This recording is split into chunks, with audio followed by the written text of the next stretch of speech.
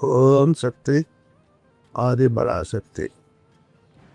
புத்தாண்டு வாழ்த்துகளும் அம்மாவுடைய ஆசையும் அருளும் அமுதியும் விகதியும் வளர்ச்சியும் கவலையும் அற்று அதையோடு வாக்காற்றதுக்கு அம்மோட ஆர்வம் ஆசையும்.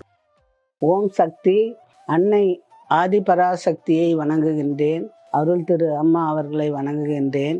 சக்திகளாகிய உங்களை வணங்கி என்னுடைய புத்தாண்டு வாழ்த்தினை தெரிவித்துக் கொள்கின்றேன். இந்த ஆண்டின் பெயர் பராபவ ஆண்டு. புத்தாண்டு என்பது ஆங்கில புத்தாண்டிலிருந்தே ஆரம்பமாகுது. ஆங்கில புத்தாண்டாக இருந்தாலும் சரி, கர்நாடக புத்தாண்டாக இருந்தாலும் சரி, தெலுங்கு புத்தாண்டாக இருந்தாலும் சரி, தமிழ் புத்தாண்டாக இருந்தாலும் சரி, அந்த வருடத்தின் பலன் எல்லா இன மக்களுக்கும் உலகத்தில் உள்ள அனைவருக்கும் ஒன்றாகத்தான் இருக்கும். இந்த தமிழ் புத்தாண்டு தினத்தில் எல்லா நன்மைகளும் உங்களுக்கு சேர வேண்டும் என்று அன்னையை வேண்டி விரும்பி கேட்டுக்கொள்கின்றேன். புத்தாண்டு எப்போ துவங்கியது? அதாவது 2026ஆம் ஆண்டில் நம்ம இருக்கிறோம். அப்போனா ஒவ்வொரு ஆண்டும் ஒவ்வொரு மாற்றத்தை உண்டு பண்ணி கொண்டு தான் வருகிறது. அந்த காலத்தில் இருப்பது போல் இப்போது மக்கள் கிடையாது. ஏன்னா இந்த 1ஆம் அறிவிலிருந்து 5ஆம் அறிவில் உள்ள புழு, பூச்சி, பறவை இனங்கள், மிருக இனங்கள்லாம் பார்த்திங்கன்னா தன்னுடைய இயல்பிலிருந்து மாறாமல் எப்படி அந்த முதல் நூற்றாண்டில் இருந்ததோ அதே போல தான் அது வாழ்ந்து கொண்டு இருக்கிறது. ஆனால் 6 அறிவு படைத்த மனிதன் ஒவ்வொரு நூற்றாண்டிலும் செயற்கையாக எதையாவது செய்து இயற்கையை அழித்து அவன் விருப்பத்திற்கு வாழ்ந்து கொண்டிருக்கிறான்.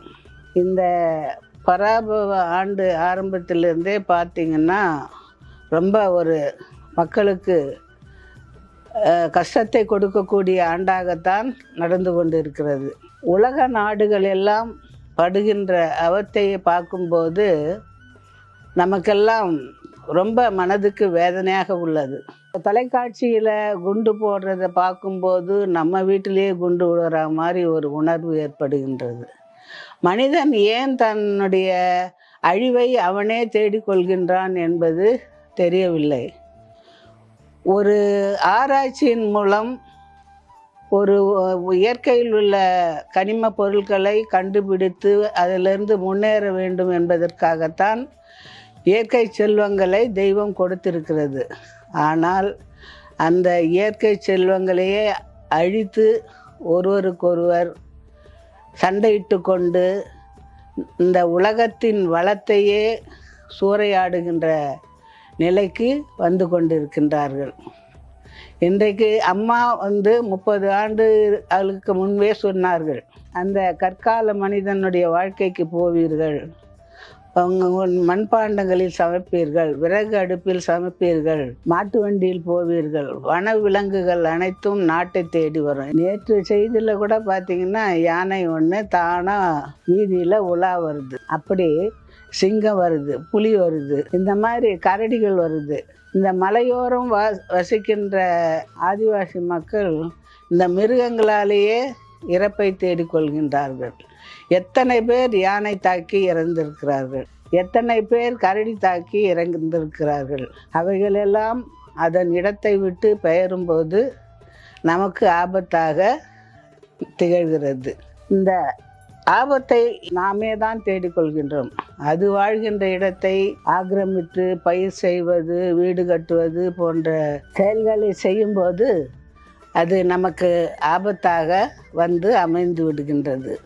ஒரு பக்கம் இயற்கையை அழித்து மனிதன் தன் வாழ்க்கையை கெடுத்து கொள்கின்றான். ஒரு பக்கம் ஆராய்ச்சியின் மூலம் ஏவுகணைகளை கண்டுபிடித்து அந்த ஏவுகணைகள் மூலம் தாக்கி ஒவ்வொரு நாட்டை ஒவ்வொருவன் அழித்து கொள்கின்றான். அதாவது இன்னைக்கு துபாய் பார்த்திங்கன்னா ஒரு சொர்க்கலோகமான ஒரு நாடு. நிறைய பேர் அங்கே குடிபெயர்ந்து நல்ல வசதியான வாழ்க்கையை வாழ்ந்து கொண்டிருந்த நாடு. இன்றைக்கி பார்த்திங்கன்னா துபாய் ஏர்போர்ட்லேயே குண்டுகள் விழுந்து இன்றைக்கு அந்த மக்கள் நாலாபுறமும் சிதறி ஓடுகின்ற நிலை ஏற்பட்டு விட்டது. சிலர் நாடு தேடி வருகிறார்கள், சிலர் அங்கேயே பதுங்கி வாழ முடியுமா என்று பார்க்கின்றார்கள். இப்படி மக்கள், இந்த குழந்தைகள் சாப்பாட்டுக்கு தவிக்கிற நிலையெல்லாம் பார்க்கும்போது ரொம்ப கஷ்டமாக இருக்குது. அந்த குழந்தைகள் என்னன்னா தெரியாது, நாடு என்ன தெரியாது, நகரம் என்னான்னு தெரியாது, விரோதம்னா என்ன தெரியாது, சண்டைன்னா என்னன்னு தெரியாது. அப்படிப்பட்ட குழந்தைகள் பெற்றோரை இழந்து உணவு இல்லாமல் தவிக்கின்ற நிலை இன்று ஏற்பட்டுள்ளது. இதுக்கெல்லாம் காரணம் மனிதனுடைய பேராசை தான் காரணம். அந்த பேராசையை விட்டு அவரவர் நாட்டில் சட்ட திட்டங்களுக்கு உட்பட்டு வாழ்ந்தால் எந்த பிரச்சனையும் கிடையாது. மழை பார்த்திங்கன்னா ஒரு பக்கம் நல்ல மழை பெய்யுது, ஒரு பக்கம் மழை பெய்யல. மழையினால் அழிவும் ஏற்படுகிறது, நல்லதும் நடக்குது. இந்த இயற்கையை அம்மா அடிக்கடி சொல்லுவாங்க, இயற்கையை செயற்கையால் வெல்ல முடியாது அப்படின்னு. இயற்கைக்கு முக்கியத்துவம் கொடுப்பாங்க. அவங்க அருள்வாக்கு சொல்லி இதோட 3 ஆண்டுகள் ஆகிறது. அம்மா அருள்வாக்கு எப்போ சொல்லுவாங்க, நாம் அதை கேட்டு மக்களுக்கு சொல்லணுன்ட்டு எனக்கெல்லாம் ரொம்ப ஆர்வமாக இருக்கும். இப்போ அந்த வாய்ப்பே இல்லாமல் போயிடுச்சு. அதுவே பெரிய ஒரு வருத்தமாக இருக்கின்றது. இனாம் கொடுத்து மக்களை சோம்பேறி ஆக்கக்கூடாது. அவர்களுக்கு உழைப்பை கொடுத்து, அவர்களுக்கு வேலையை கொடுத்து, அதன் மூலம் நிரந்தரமான வருமானத்தை தேடிக்கொள்ளக்கூடிய வாய்ப்பை கொடுக்க வேண்டுமே தவிர, இனாம் கொடுத்தால் அது இந்த நாடு உருப்படவே படாது. எல்லாரும் சோம்பேறியாக போயிடுவோம். இப்போவே சிறுவர்கள் பான் பராக் அந்த மாதிரி போதைப் பொருள்களுக்கு அடிமையாகி ஏதோ ஒன்று செய்துக்கிட்டு இருக்காங்க. அவங்கள நிலைமையே தெரியாமல் நடந்துக்கிட்டு இருக்கிறாங்க. அதனால் பல குற்றங்கள் நடக்கின்றது. பெண் குழந்தைகளுக்கு ஆபத்தாக இருக்கின்றது. இந்த நிலை நீடித்தால் உலகத்தில் எப்படி வாழ்வது என்ற எண்ணம் தான் மக்களுக்கு ஏற்படும். அதாவது விவசாயத்தில் எடுத்துக்கிட்டிங்கன்னா, விவசாயம் விளைந்தால் தான் ஒரு லாபம் வரும். விலைக்கு போகும்போது ஒரு நேரம் நல்லா விளைஞ்சி நல்ல லாபத்தை கொடுக்கும், ஒரு நேரம் ஒன்றுமே விளையாது, நஷ்டத்தை கொடுக்கும். விவசாயத்தையும் நம்பி வாழ முடியாது. ஆகவே இன்றைக்கு உலகம் தன்னிலை மறந்து ஏதோ ஒரு இதில் செயற்கையினால், ஏஐயில் அது என்ன வேணால் நமக்கு செய்து கொடுக்குது. அதனால் நல்ல பலன்களும் இருக்கிறது, தீமையும் இருக்கிறது. இப்படி பசங்க படிக்கிறதுக்குள்ள கல்வி கலாச்சாரத்தில் பசங்களுக்கு பிழை இல்லாமல் படிக்கவே தெரியவில்லை, பிழை இல்லாமல் எழுதவே தெரியவில்லை. கம்ப்யூட்டர்லேயே படித்து அவங்களுக்கு எழுத படிக்கின்ற பழக்கமே போய்விட்டது. எழுத படிக்க தெரியாவிட்டால் மொழி எப்படி வளரும்? இந்த காலகட்டத்தை நினைக்கும்போது மனதுக்கு வருத்தமாக இருக்கின்றது. இருந்தாலும் வாழ்ந்துதான் ஆக வேண்டும் இல்லையா? அதோட நல்ல பசங்களை நல்ல ஒழுக்கமாக வளர்த்து படிக்க வச்சு வாழ்க்கையில் நாம் எல்லோரும் முன்னுக்கு வரணுன்றது தான் எல்லோருடைய ஆசையும். அதுக்கு அன்னை ஆதிபராசக்தியும் நமக்கு துணை இருக்க வேண்டும். ஆன்மீக உணர்வை குழந்தைகளுக்கு ஊட்ட வேண்டும். இப்போ கோயிலுக்கு வரும்போது பார்த்திங்கன்னா சின்ன சின்ன குழந்தைகள்லாம் ஓம் சக்தி பராசக்தின்னா நல்லா சொல்கிறாங்க, மூல மந்திரம் சொல்கிறாங்க.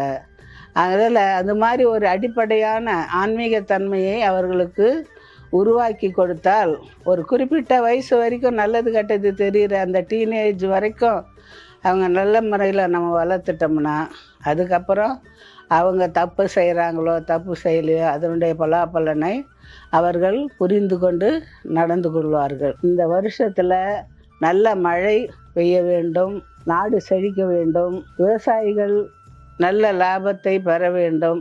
விவசாயம் செழித்தால்தான் நாடு செழிக்கும். இந்த பாருங்க, பெட்ரோலை கண்டுபிடிச்சு அந்த பெட்ரோல் உற்பத்தி ஆகின்ற கிணறுகளிலேயே பாம்பு போட்டு அழிக்கிறாங்கன்னா, பெட்ரோலும் ஒரு கனிம வளம் தான், இயற்கை வளம் தான். அது இல்லைன்னா நம்ம வாழ்க்கை ஓடாது. கடல்லேருந்து கிடைக்குது, அதையே அழிச்சிடுறாங்கன்னு சொன்னால் அப்புறம் என்ன தான் பண்ணுறதுன்றது தெரியல.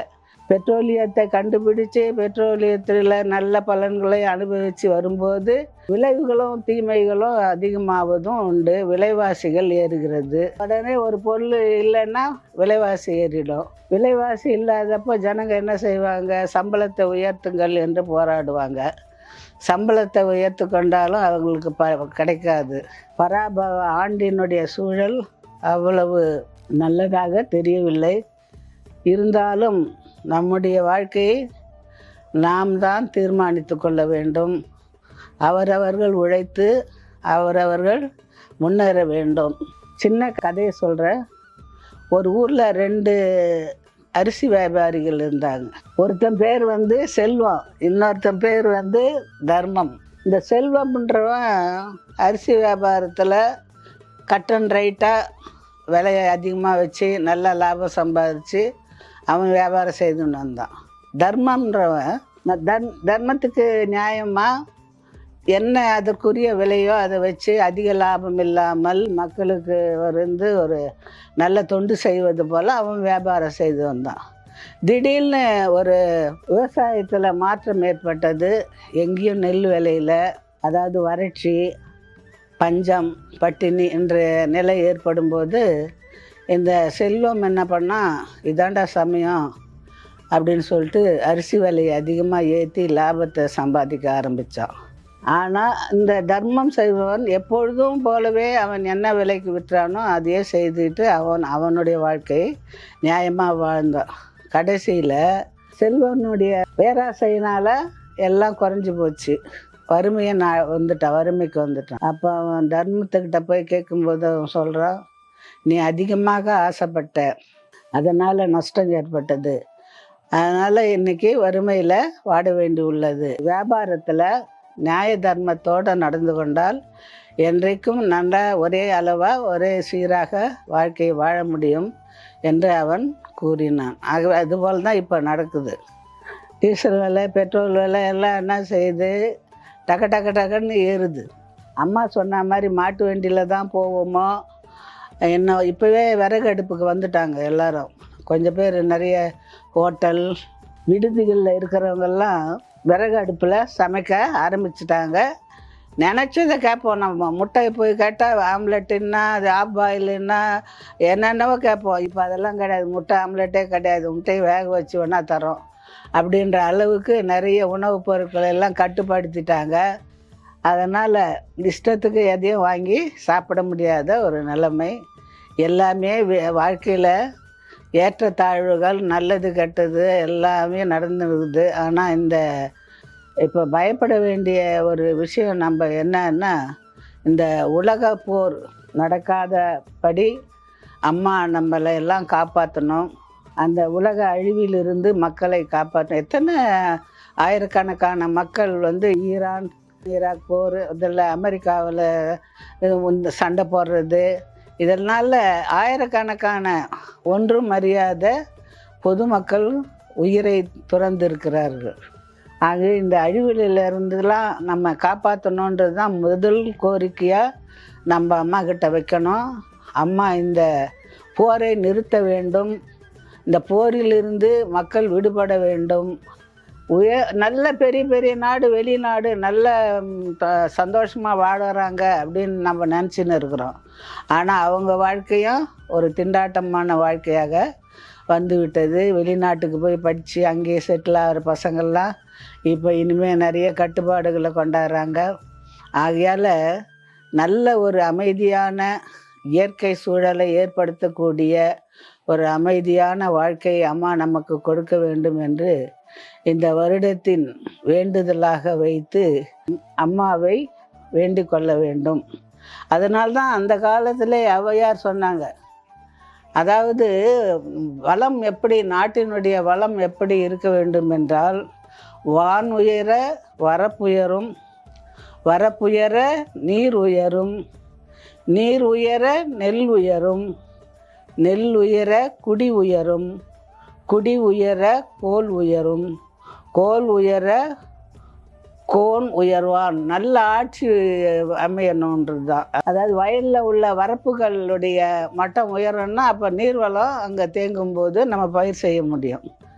நீர் உயர நெல் உயரும். நீர் வளம் இருந்தால் தான் நெல்லை பயிர் செய்ய முடியும். நெல் வளம் இருந்தால்தான் குடி உயரும். அதாவது ஒரு குடும்பமும் ஒரு குடிமக்களும் நல்ல சந்தோஷமாக வாழ முடியும். குடிகள் நன்றாக வாழ்ந்தால் அங்கே செங்கோல் ஆட்சி நடக்கும். அந்த கோல் உயர கோன் உயர்வான். அந்த செங்கோல் ஆட்சி நடந்தால் அந்த அரசன் நல்ல முறையில் உயர்வான் என்பது தான் இந்த அவையின் கருத்து. அதுபோல் ஒன்றை சார்ந்து வாழ்கின்ற நாம் அழிவு பாதையில் போகாமல் நல்ல முறையில், அமைதியான முறையில், ஆன்மீக முறையில் நம்முடைய வாழ்க்கையை நடத்தி நல்ல சிறப்பான ஒரு வாழ்க்கையை வாழ அன்னை ஆதிபராசக்தியும் அம்மா அவர்களும் அவர்களுடைய அருளை நமக்கு கொடுக்க வேண்டும் என்று வேண்டி விடைபெறுகின்றேன். ஓம் சக்தி.